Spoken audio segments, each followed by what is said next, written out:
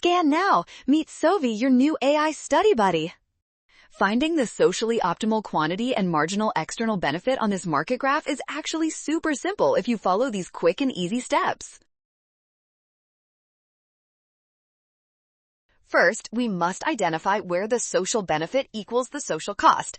On our graph, the marginal social benefit curve intersects the marginal social cost curve exactly at the quantity Q2. Next, we need to calculate the marginal external benefit at that specific quantity. This value is the vertical distance between the marginal social benefit and the marginal private benefit curves.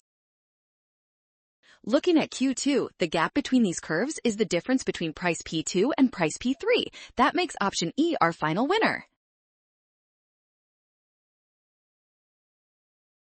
Well done! Scan the code, you can learn better with Sovi. Avoid a rush when reading graphs and always trust the given intersection points.